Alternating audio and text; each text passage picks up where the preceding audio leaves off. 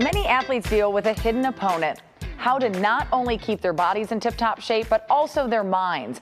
In today's Java with Jamie, I sit down with Victoria Garrick Browne, an honoree of this year's Forbes 30 Under 30, whose TED Talk on mental health has now launched her into social media stardom. We're in Santa Monica. Yes, we just moved here and I love it so much. Have you been here before? I do. I was literally here this weekend. I come probably too often. Do you have a favorite coffee? I get the La La Latte. Victoria Garrick Browne and I meet at La La Land Kind Cafe in Santa Monica for rich conversation and foamy lattes. I love the little hearts on the top of the glass. I know, and look how cute these cups are. I always feel like these are sippy cups for adult. My inner child is so happy when I have this cup. Happiness is not something that always came easy to Garrick Browne. The former USC volleyball standout says she dealt with depression and anxiety while playing. Because I remember when I was really in the throes of my mental health issues, Googling like athletes who don't love their sport anymore or can't get out of bed, and just trying to find something to make me feel less alone, and not really being able to find that. In 2017, Garrick Browne used her own struggles in a TED Talk called The Hidden Opponent. Because at practice, you have to perform. You can't not perform. There's someone better than you. Her vulnerability has led to almost 600,000 views on YouTube. She first delivered the talk as a sophomore member of the USA women's volleyball team, where she was a 4-year starter, Pac-12 champ, and finished her career with the most digs in program history. For me to walk up to them and say, I have a completely uninjured body, and you can't see it, but I'm not well, and I need to rest today, is so hard to do. Since then, the topic has become more mainstream, with Olympic athletes like Michael Phelps and Simone Biles admitting their own battles and how to cope.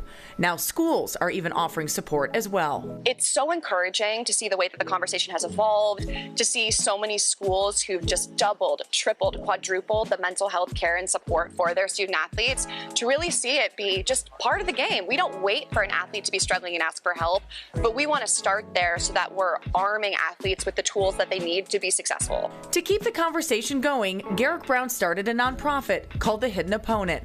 She also runs Real Pod, a podcast where she interviews celebrities about their own mental health struggles. I have been so grateful to interview Katie Couric, Rainn Wilson, and talk to these people who I grew up like admiring and hear about the things that they struggle with. You know, Katie Couric talked about struggles that she had with food, and Rainn Wilson, who makes me laugh all the time in the office, and I were talking about why do bad things happen to good people. She now has almost 1.5 million followers on TikTok, where she openly talks about her relationship with her husband, Max Browne, body image, self-love, and other unfiltered topics. When I first got on social media, I thought that I needed to portray this version of myself, whether it was like my body had to look perfect or my life had to look happy and I had to seem popular and like I had all these friends and I was thriving, when really that's not how my life looked at the time.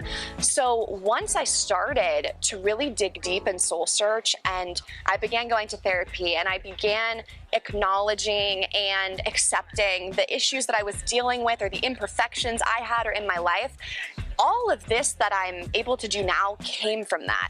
So it just shows me like what's possible for others if you really live authentically and you follow your heart. The goal is to destigmatize asking for mental health help and become even more comfortable in her own skin. We're trying our best.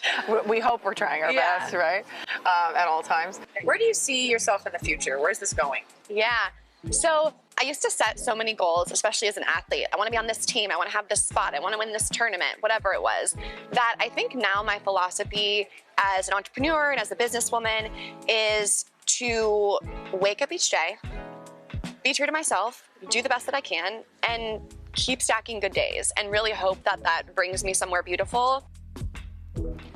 I love she told me at the end of the conversation that she's really trying to focus on not setting goals, because one of the things that you end up doing is you go, in 5 years I'm going to do this. Especially as an athlete at that level. Correct. Right? So, but then you kind of miss maybe opportunities along the way, or you turn things down that would have inevitably been good for you.